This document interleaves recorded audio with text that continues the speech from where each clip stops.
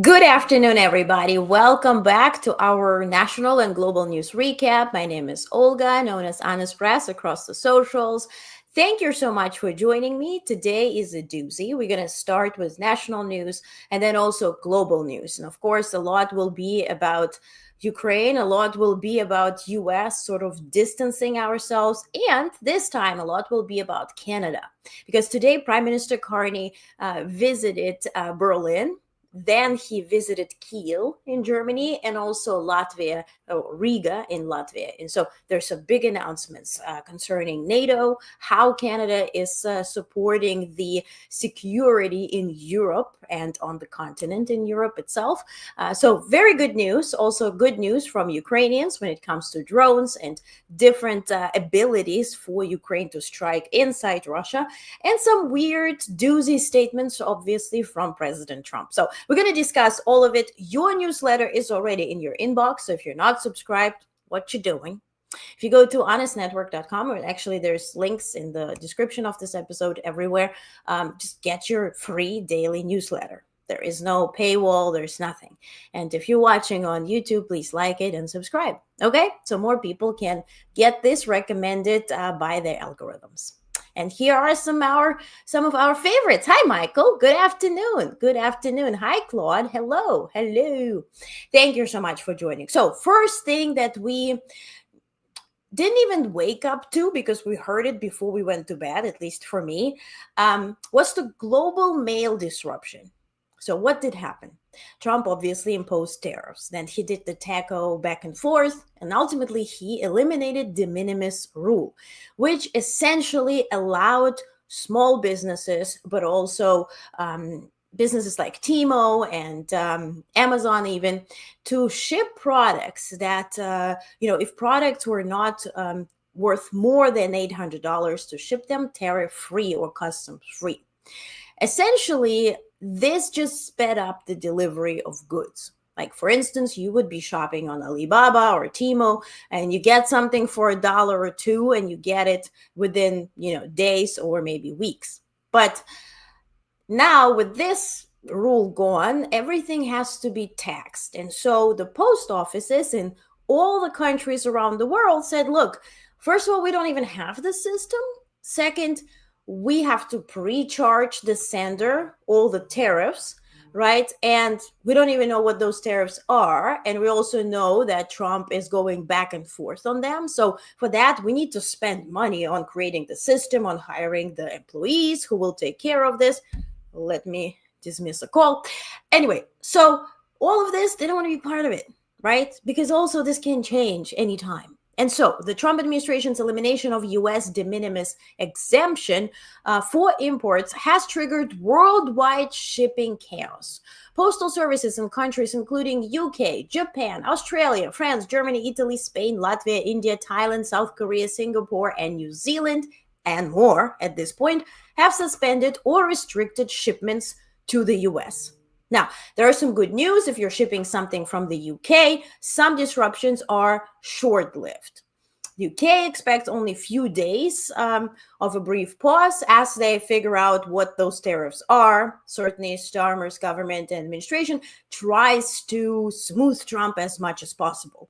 Now, when it comes to, for instance, Germany, DHL, right, their postal service said that we will resume as quickly as possible, but we kind of have no idea how this will work out, right? In Latvia, for example, they halted all parcel shipments to the U.S. with no timeline for resumption. So for that reason, you still can send a postcard. So if you buy something overseas, maybe you're going to get a picture of it. But how does that going to affect our holidays? How's that going to affect obviously Thanksgiving season, but also end of the year sales and whatnot. And obviously small businesses who operate on Etsy and whatnot, right? Who, even if they produce their goods in the US, but they buy different parts from China and overseas. So certainly this will play a role. So the move meant to tighten tariffs and raise revenue has left businesses and consumers facing uncertainty, delays, and obviously rising cost. Then today was the Trump cabinet meeting. No worries. There is no single video. I cut out all the videos and I thought, I feel so nauseous, Ugh. And I thought, why shall I just give it to you? I mean, that I suffered watching it, listening to it, summarizing it, picking what's worth mentioning, what's not, you know, I shouldn't be, sort of enforcing this upon you. So at this point, we're not going to have videos, but I have quotes. And if you ask for any sources, I can certainly show you a video for it, but if you can stomach it. So altogether, my point here is to paint a picture. So Trump convened marathon cabinet meeting. Why marathon? Because first he spoke for 49 minutes before he gave anybody a word. Then every single person from the cabinet had to praise him and had to praise the past 8 months of the administration. Believe it or not, it's already 8 months. Literally. And so this went into 2+ hours. Obviously live streamed, obviously with clapping, with standing ovation, with all of this. So Trump was talking about, obviously, the good old DC is a crime, it's a shithole and all of this. And then he switches to we saved it. And then he goes back, oh, it's a shithole and we save it and it's a shit. So anyway, back and forth. Then he was talking about Pritzker being horrible as a governor of Illinois, that they will be going to Chicago, which we already know, all of that jazz. Then he started talking about energy and prices and economy, making stuff up, saying that the gas prices are $2 in red states and even below $2. And in your newsletter today, do I have this picture here? I should. Let me see. I should get it. Wait a second. Just hold on. I will upload this picture because you have to visualize it. So he said grocery prices are down. They're not down. They're up. Have you tried to buy meat lately? Or eggs or whatever? Then he said that the energy cost is down. Energy cost is 10% up. Then again, making up the prices for gas all over the United States. Now, what I'm uploading right now is a screenshot of today's prices for August 26th, all across the United States, presented by AAA. So here we go. It's ready. So as you see here, the median price is $3.186 per gallon. Yeah, you see in dark blue, you have the red states, but even there, the pricing ranges between $2.875 to $2.692. So nowhere near below $2 or nowhere near $2 itself. Then again, he switched back to Washington, D.C., and announced a rule he made up himself on the spot, that anybody who kills anybody in Washington, D.C. will be facing death penalty. This was just, burst right there in front of you. Well, now, then the RFK Jr. spoke. After 49 minutes of Trump and his hoopla, RFK Jr. Speaks about, the power of the wind power being, according to him, the most expensive energy, alleging that it has killed whales along the East Coast, and remarks that echoed his longstanding opposition to offshore wind projects. Now, here's a context. These claims are controversial and widely disputed by scientific authorities. Federal agencies maintain that there is no credible evidence linking offshore wind turbines to whale death. Investigations, including one by NOAA into RFK Jr.'s own odd claim involving whale skull, found the allegations unfounded. So again, we're making stuff up just for clickbait, for kicks and giggles. Now, mainstream media, at this point, Fox News picks it up. That becomes your biggest news of the day. So then he starts talking about Harvard and education. And of course, there was the education secretary, whose job from day one was to dismantle the whole thing, right? The Department of Education. So Trump turns to her and talks about Harvard and says you should be demanding $500 million from Harvard because, quote, don't negotiate, Linda. They've been very bad.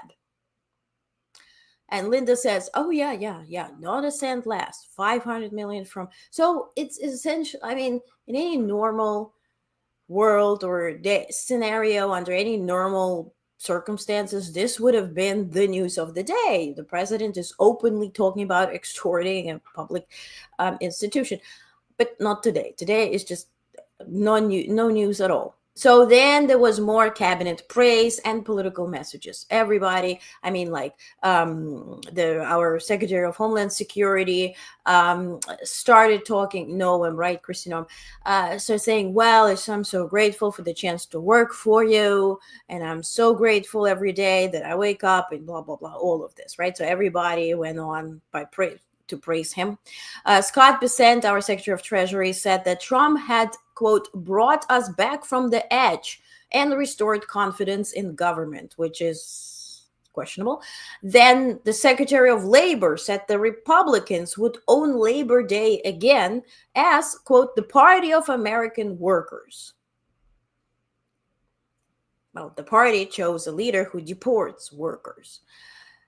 Then the special envoy, Steve Witkoff, earned a big standing ovation applause after urging Trump to be nominated for a Nobel Peace Prize.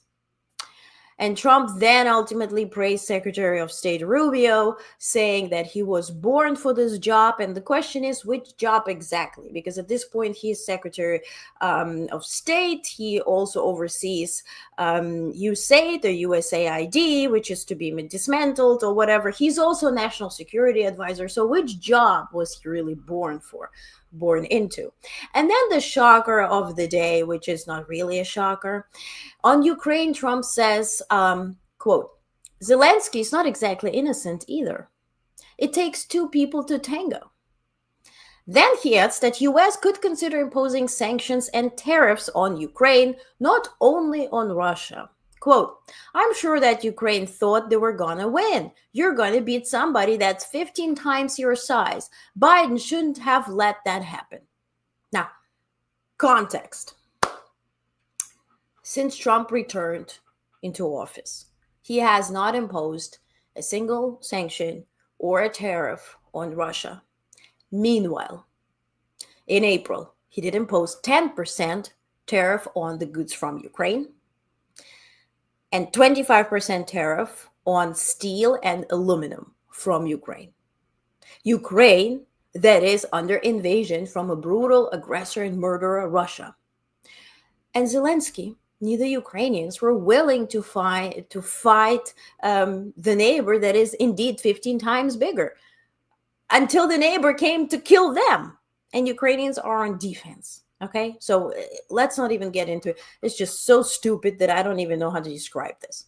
Then Trump claimed that US is leading China in artificial intelligence, promoting the First Lady's presidential AI challenge. So this morning, the Office of the First Lady sent out a memo to the press announcing her big challenge for children. And she encourages children to use artificial intelligence. And as a reason for it, she says, look, recently I wrote a book and I did the audiobook and I did it with AI's help, which explains a lot.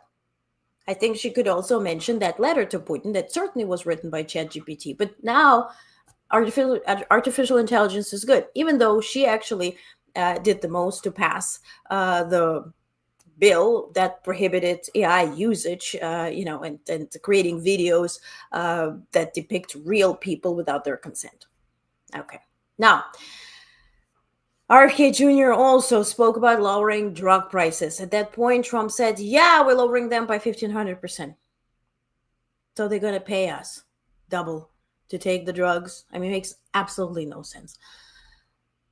And then RFK Jr. said that they did the physical challenge with Hexeth. Remember those videos where our Duffy, right, the Secretary of Transportation, with a very sexy help of another guy, was doing pull-ups? Yeah, that's that physical challenge. And then they said the turnout outperformed everybody, and there was a lot of giggling on that regard. So altogether, President spoke 49 minutes. Everything lasted 2+ hours. And by the way, people started leaving.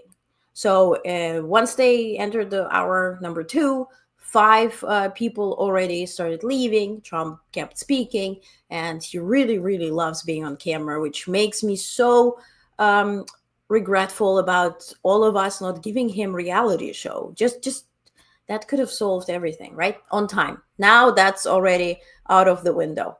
Um, Steven says, I think RFK Jr. was hit in the head by a wind turbine, if anything, right? Hey, Keith. Hello. I like Pritzker too, but I'm hesitant that trust billionaires no matter how good it seems. That's a good, valid point. Mike says, hey, Mike, I like Pritzker. He's awesome. I met him last year during the Clinton Global Initiative that I was today confirmed to cover. This year, by the way, it's very, very secure and selective because Clintons obviously don't want to be exposed to anybody from like weird type of media. So very honored to be there. This will be end of next month in New York. But there, Pritzker was speaking, and I wasn't like off the record briefing with him. He's really, I mean, he sounded legit. 49 minutes of Trump. Yeah, Mike. Yeah, that was something. He wants to save whales. Yes, we're saving whales. Hey, Jules Refine, thank you for sharing this. Irene, hello. Upside down and backwards, right? Yes. Keith says the cabinet meetings under Trump are a literal and figurative circle jerk. Yeah. Yeah, that's the visual. Mike says, narrator, she did not write a book. Yeah, she did not write a book. She did not. I mean, we're talking about Melania Trump. She did not write the letter to Putin. It sounded so GPT-like. But remember when Trump met with Putin in Alaska? I mean, it was about a week ago. And remember we discussed that it will take a couple of weeks for us to find out what he actually said there. I would even go this far to say that we will be finding out what he gave up to Russia once Trump is out of office and a Democrat is in office. And they will start, circling back and canceling out those agreements because most of them probably are not even publicized or public. So now we started finding out what Trump gave to Russia a little bit, business-wise, in Alaska. Now, this was pre-negotiated by Witkoff during his 5 visits to Kremlin with the FSB translator. So Reuters reported today that US and Russian officials have discussed potential energy agreement. Now, we don't know if Trump did sign it, nor he will ever tell us that he signs it. Reuters says it's a potential agreement according to their sources. And so this agreement includes offers to allow ExxonMobil back into Sakhalin-1 project. Now, Putin signed a decree allowing U.S. companies to invest and own shares from this or of this Sakhalin-1 project in Siberia. So then this agreement also includes the sale of U.S. LNG facilities to Russia. Yeah? And even a U.S. purchase of Russian nuclear icebreakers. The talks held during U.S. envoy Steve Witkoff's visit to Moscow and summit in Alaska follow a decree by President Putin permitting foreign investors to regain Sakhalin-1 shares if sanctions are eased. So all of this is a precursor of lifting sanctions. So whatever Trump told us today, that he will be imposing sanctions on Ukraine and not only Russia, he actually promised to take the sanctions off the table and start being, businessy with the murderer and, international criminal and dictator. Now, all of this, according to, again, Reuters sources, is, and their sources, by the way, somebody from the administration, which I think is a conscious leak. How else do you think Trump will announce this? So the main intention here is to smooth and, smooch Russia into dealing more with the US instead of China. So now we're competing for the date with Putin, who is married to Xi. And Putin is visiting Xi Jinping this week for 4 days, by the way. So now some news from Moscow, and maybe this is a preview of what we're going to have. Moscow is launching a new project, which is called a digital collar, like a dog's, what they wear. So starting September 1st, Moscow will launch a new app to monitor foreign residents. And these are permanent residents. Those are people with even Russian citizenship, but those who were born in Ukraine or on any foreign soil. So, anybody who wasn't born essentially in Russia qualifies for this. So this is modeled on the city's COVID-era social monitoring system. The app will record migrants' location, entry date, and workplace, effectively creating a digital dossier. Now, how is it going to work? They will have a QR code. So essentially, any person with a phone walks on the street, is stopped by police, FSB, you name it, and they will scan the QR code. And if the screen flashes green, the person can go. If the screen, flashes red, they face detention. Simple. Rights advocates warn the system amounts to digital collar for migrants, raising concerns about surveillance and discrimination. No shit, really? So now, we heard yesterday that Russian planes were flying over Alaska. U.S. had to intercept them 3 times, right, over the past week.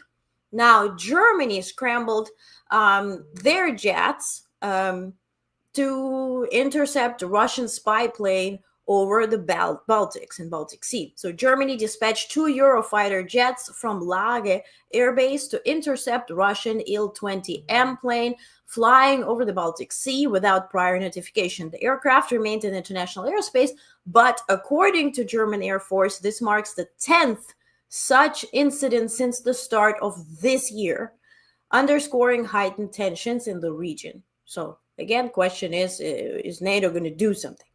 At least issue a statement, condemn it maybe. So, but meanwhile, remember yesterday I said that Kellogg is still sticking in Kiev, and it's kind of interesting. So essentially what they're working on, Kellogg and at this point from Shmyhal, the representing Ukraine, they're working on a $15 billion drone deal with the United States. So Kiev is close to finalizing $15 billion drone agreement with Washington. Ukrainian officials said it. They confirmed it today. On August 25th, Defense Minister Shmyhal met with Kellogg in Kiev to advance preparations for what would be Ukraine's largest defense contract since the war began, focused on boosting drone production and technology. Now, if Ukraine thinks that this technology is not going to be sold or bypassed to Russia, I don't know, maybe I'm full of anxiety and utopia, but I wouldn't trust it. Would you? Comment. Now, meanwhile, Ukraine says that the NATO drones are obsolete since the war has shifted and they're so outdated that they cannot be really used. So all that Ukraine needs at this point is money to produce what they already have and the latest technology. So Ukrainian soldiers told Corriere della Sera that many NATO-supplied drones have become obsolete and unnecessary on the front lines. Instead, Kiev is teaching Western allies lessons in the fast-changing drone war, where successes depend on cutting-edge electronics, most of which both Ukraine and Russia are buying from China, which again enriches China and benefits China in this regard. And also, it's also up to you to understand whom China is, prioritizing in this regard and who gets these parts faster. Russia now outpaces Ukraine in drone production, reportedly fielding 10 drones for every Ukrainian drone.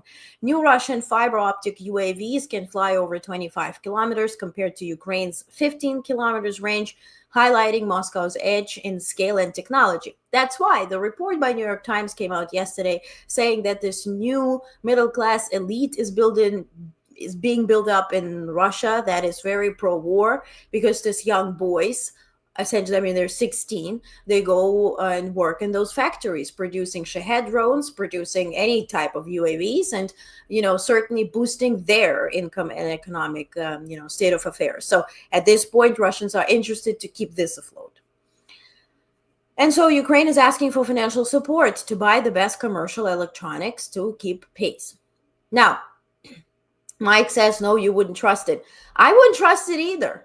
I mean, I think this $50 billion, if this, I mean, it's very unclear if US is paying Ukraine $50 billion.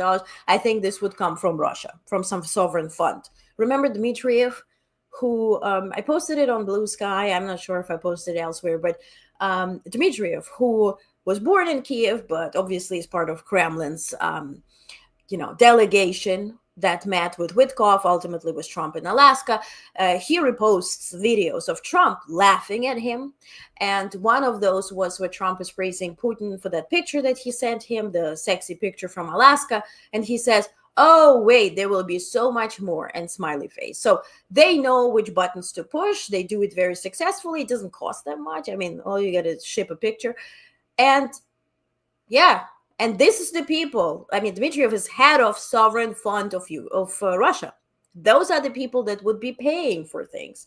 So if you ask me, I think whatever they agreed to in Alaska would be getting this $50 billion into Trump's sovereign fund, which then could be transferred to Ukraine. But then, they will receive all the latest tech. Now, in other news, and I talked about it yesterday, but I didn't show a video yet. So Ukraine unveiled long-range Neptune missile, right? So for Independence Day, Ukraine unveiled a new long Neptune missile with a range of 1,000 kilometers. So the video footage was released by Zbroya, and it showed the missile at roughly 6 meters at length, 1.5 meters longer and wider in diameter than the standard version, allowing for greater fuel capacity. Now, unlike the original Neptune, that's the one known for drowning, essentially, the Russian flagship Moskva in 2022, this variant is designed to strike ground targets deep behind any enemy lines. And so here's the video. It has a bit of Ukrainian language in it, but altogether, it does a pretty good job to depict the visual. It's just 10 seconds. І у нас є зброя.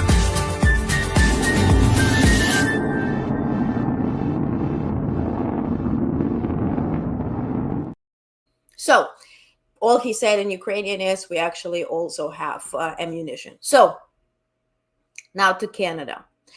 If you saw the schedule of Prime Minister Carney that I posted, he was visiting 3 cities in one day. If you do compare it to the current administrations in the White House, their schedule, this is sort of 3 days in one, or actually a whole week in one, because White House has usually 1, maximum 2 events in the day.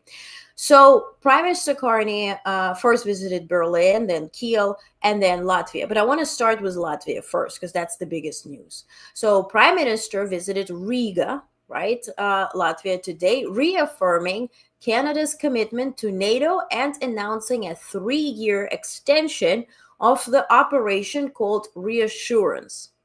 This operation started in 2014 when Ukraine was first invaded, right, when the Crimea was annexed.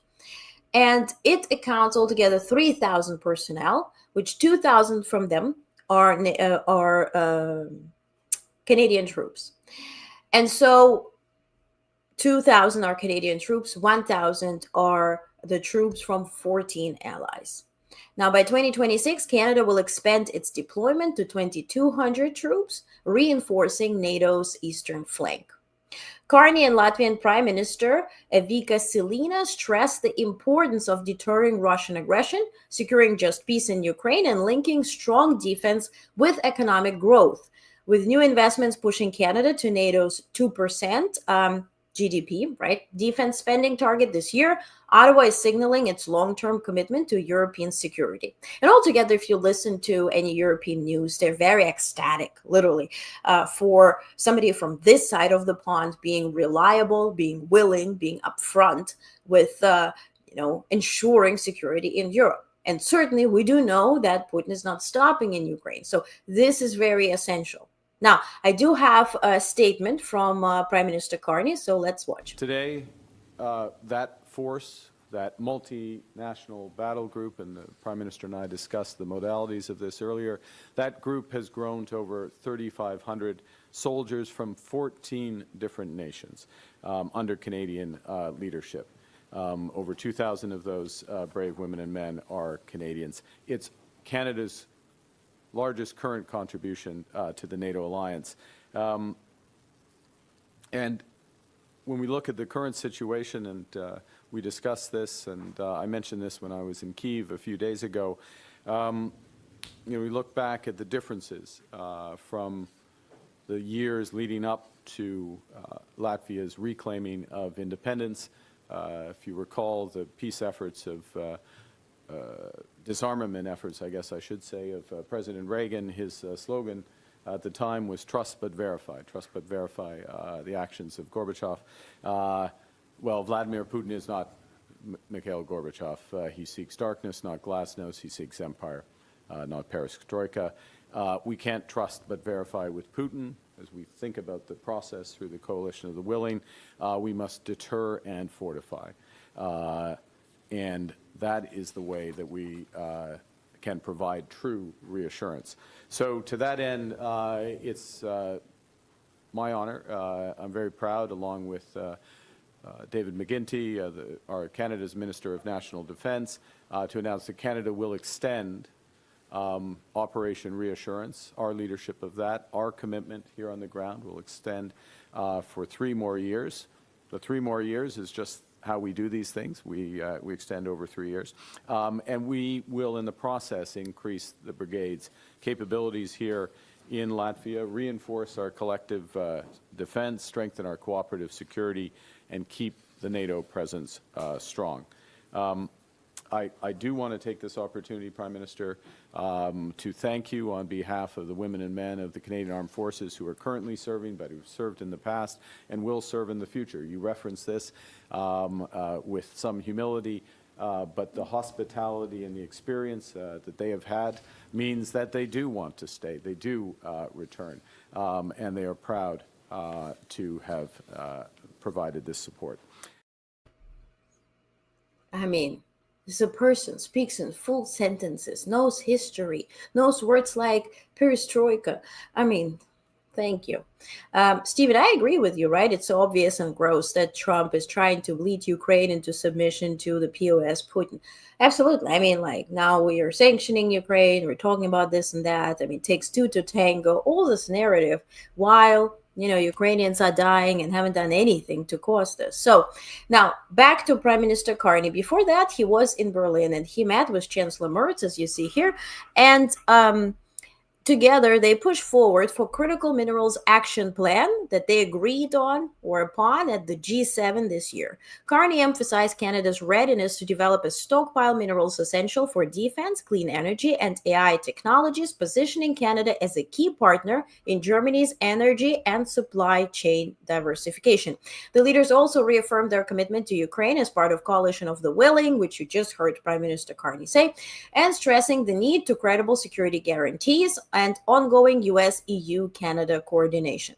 Now, I also heard there was something on the Arctic, but let me verify and then I will report on it. I do hope that the Germans will partake in this, in Canada's defense when it comes to the northern part.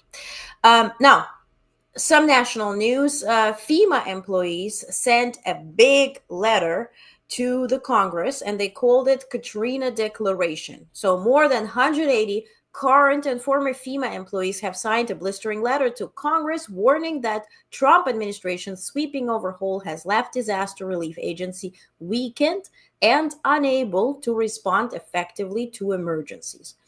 They mentioned that the Homeland Security Secretary of Homeland Security, Kristi Noem, appointed David Richardson, political ally with no prior experience in disaster relief or management, to lead the agency. At the same time, DHS has slashed hundreds of millions of dollars in funding, right, to allow FEMA to prepare for anything that would come their way. And certainly, red states, hello, are you supporting this? But they also imposed controls requiring NOAA's personal approval for any contract or grant over 100K. Which now at this point, it's such a backup of cases that she has no time to review, since she spends time coloring the wall, painting the wall black at the southern border. So they're not ready, and they cannot be ready because there is no funding, nor there is any clarity on when will this come and what will come even their way.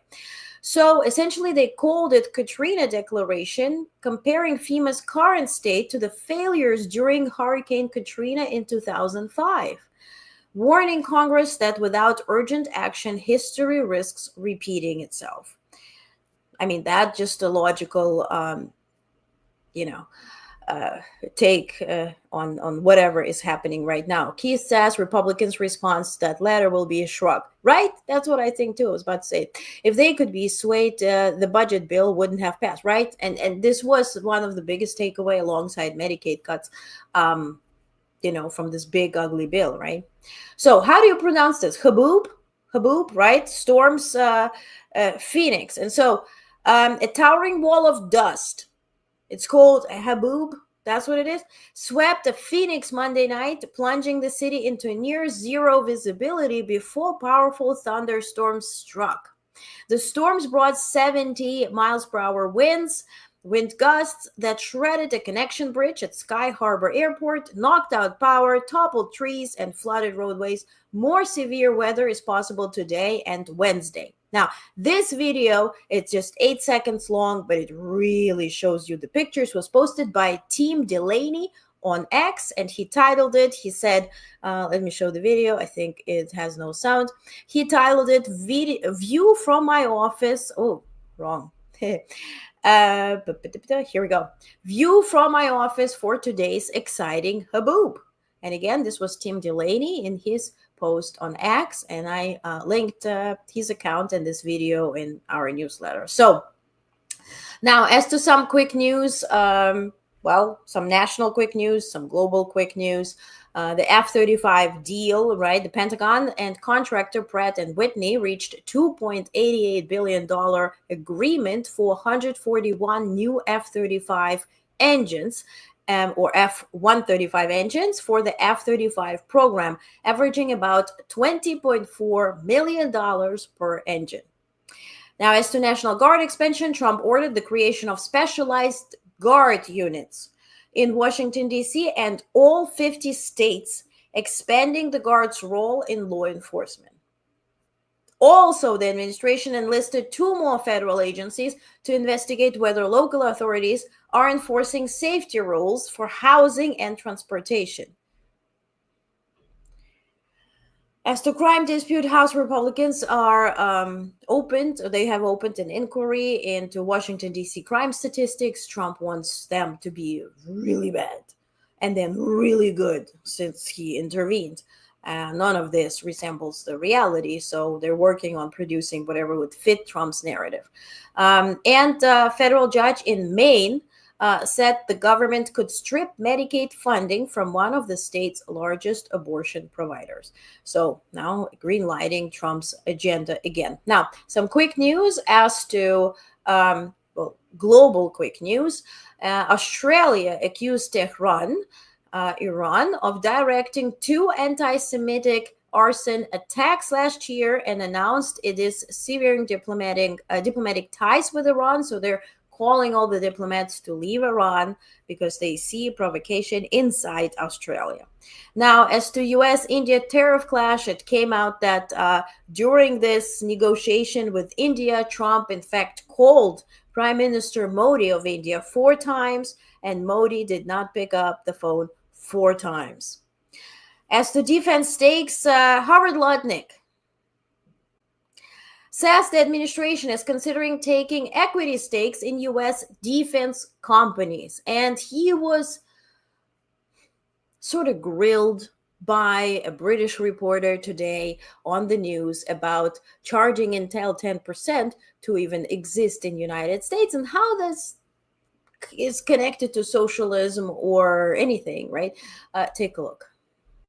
Mr. Secretary, I'm really interested in how you personally would see it if another country did something of this ilk back, because I know how much you don't like non-tariff barriers. You mean like China does it every day? Yeah, you mean China does it every single day? That's exactly what I want to ask about, because I totally get that perspective on China, and it's obviously led to so much of the last year's policy towards China in the last decade since President Trump came in. But what about from a UK perspective? You've struck a deal with the UK, and I know we got better terms than some other countries.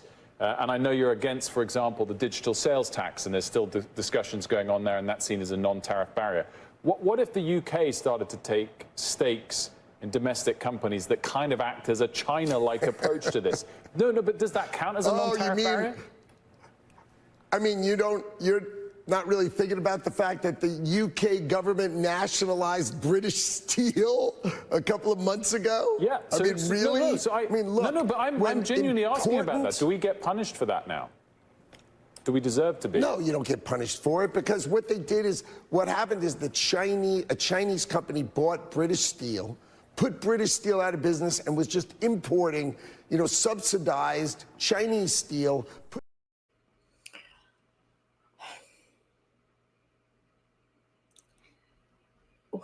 I mean, it has nothing to do with democracy or anything United States is known for, and laughing, really laughing. That's what China is doing. Yes, dude, that is the problem. That's what China is doing. That's what North Korea is doing. That's what Russia is doing, is co-owning companies. This is not what America is doing, because since that's what America is not supposed to be doing. It's known as a land of opportunities where people go to build freaking businesses, and they will not. Whatever. Rant end. Now, as to Poland and Poland versus Ukraine tensions, Poland vowed to block Ukraine's EU entry until long-standing dispute over Volyn tragedy is resolved. So, I will post a link of somebody with a way better knowledge, or way deeper knowledge about this, to explain the situation, because it's a very long one. First of all, this happened 80 years ago, and this is the western part of Ukraine that is questionable. It was at one point part of Poland, but in that regard, Ukrainians felt that they lived under occupation. They were not allowed to speak Ukrainian. The institutions and anything education related was closed at that part. Then when Soviets came, they sort of took back the territory and declared it all a Ukrainian republic. And at that point, Ukrainians did support this, because they believed that the Soviets are freeing Ukrainians from being under the Polish regime, so to speak, and necessity of speaking Polish and whatnot, and accepting the culture as their own. Obviously, we know what Soviets did after. Also, Hitler and the Nazis used this region to pretty much position Ukrainians in between Polish and the Nazi Germany. So if Poland would be fighting Nazi Germany, they would be fighting through Ukraine and that specific region. So it is a questionable thing. What Poland wants is to people essentially were slaughtered in that region. Polish were slaughtered, but also what Poland doesn't really want to see is Ukrainian side of the story, saying that Ukrainians were slaughtered there as well. So if we were to dig up the graves and transport them to Poland, that's what Poland wants, is return our people so we can, offer the whatever, have them on our land essentially, and treat their remains respectfully. At this point, Ukrainians are saying, but there were also Ukrainian people who were slaughtered, that their remains as well. And ultimately, maybe we should wait until we are past the war and the Russian aggression before we deal with this. So Ukraine is not declining anything.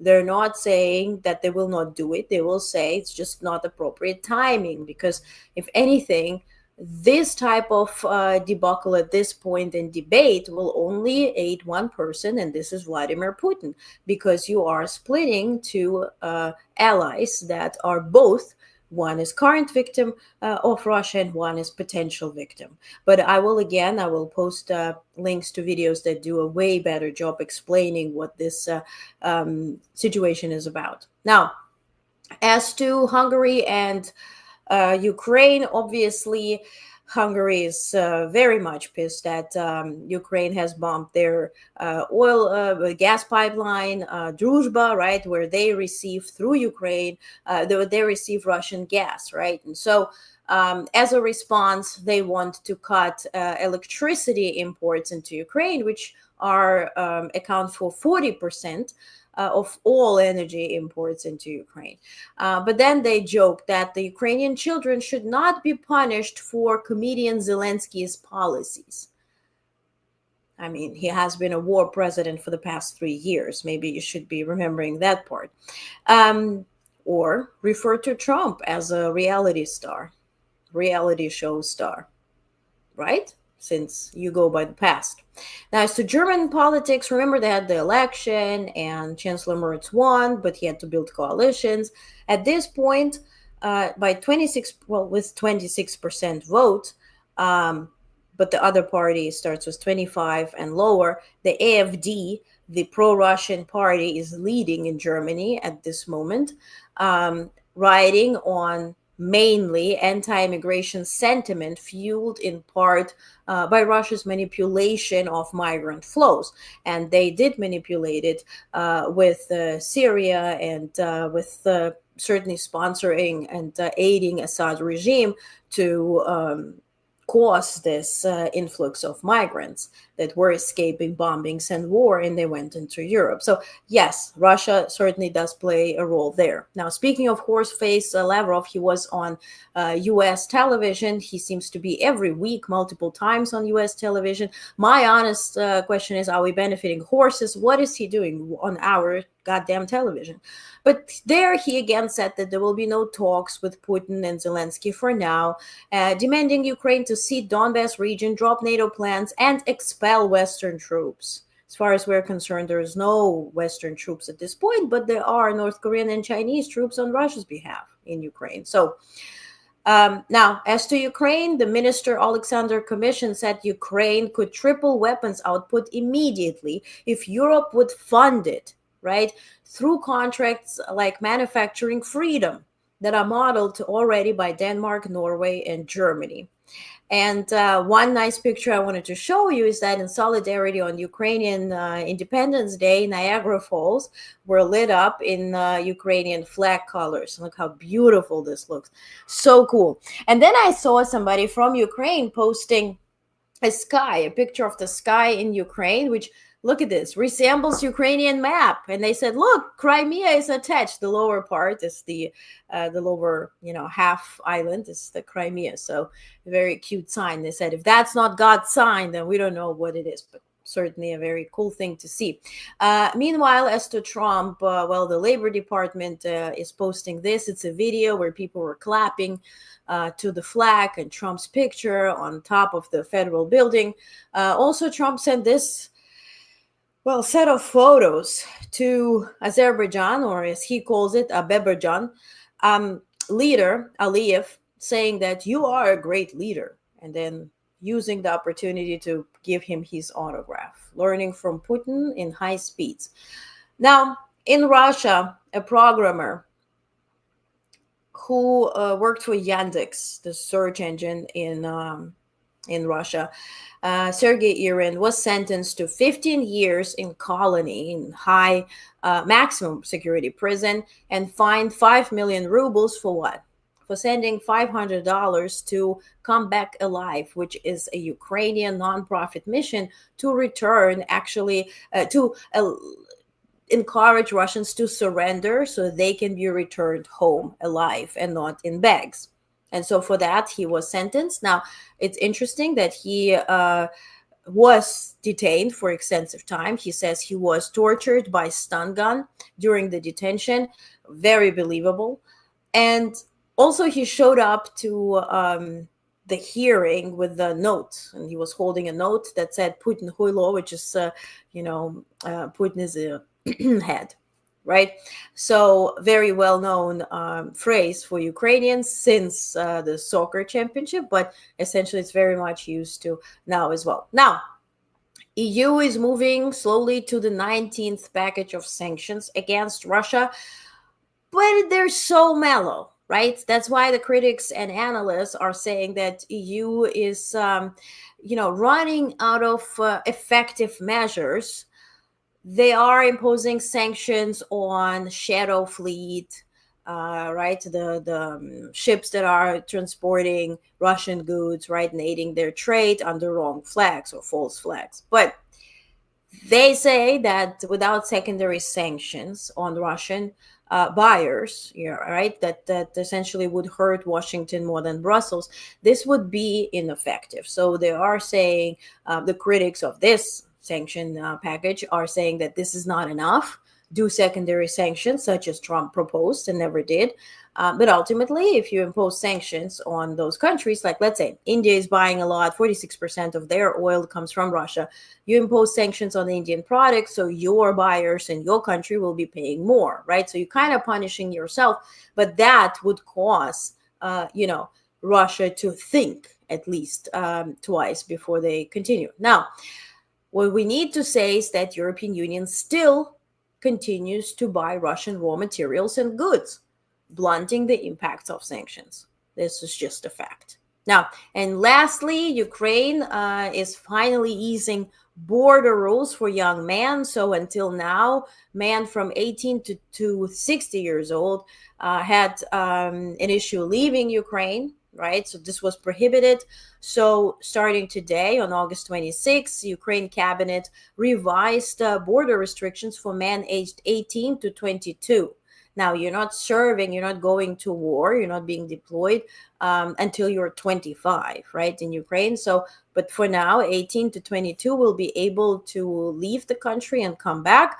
This was signaled first on August 18th by the new prime minister, Yulia Sviridenko, the one that negotiated this minerals deal with the United States.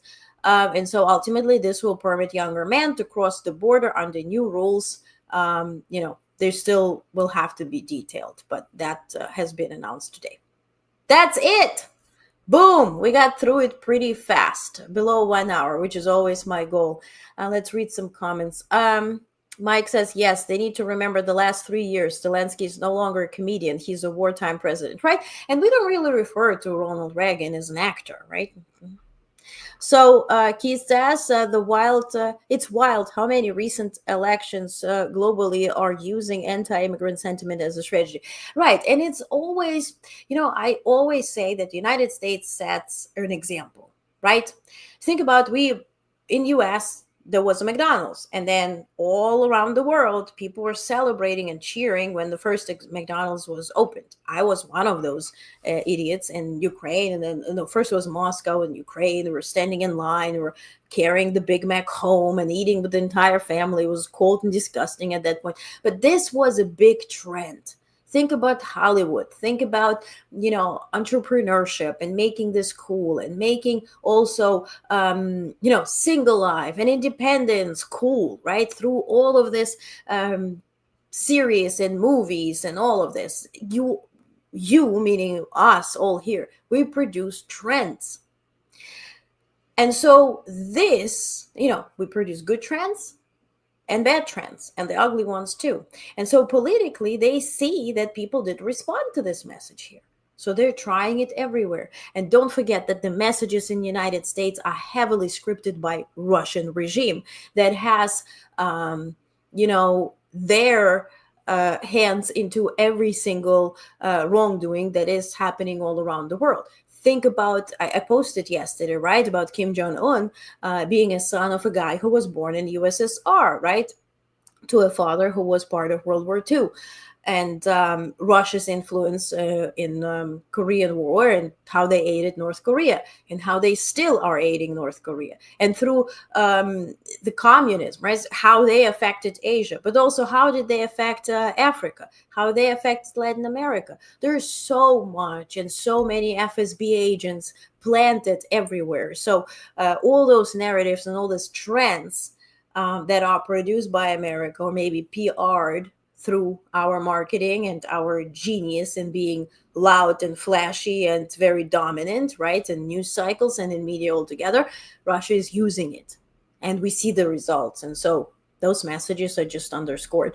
And Mike says, learning from Putin in high speed, right? What a great description of what's happening. Yeah, I mean, with pictures, with autographs, with everything, with clapping and the pictures on federal buildings. I mean, that's just really, I mean, I haven't lived in Germany in 1930s, but I lived in USSR as a tiny kid, and I know, I mean, that's exactly what it looks like. So Now, keep your head on a swivel, please. Subscribe to our free daily news briefing so you can read it whenever you have time. Thank you again for watching. I will see you tomorrow at 5 p.m. Eastern for another recap. And again, switch off the news. Today it will be all about this cabinet meeting and how everybody praised him, unless this, this makes you happy. I recommend you to watch something that does make you happy indeed. Okay, so see you tomorrow again. Thank you so much for being here. I hope this was useful. And until then, keep your head on a swivel. Stay safe.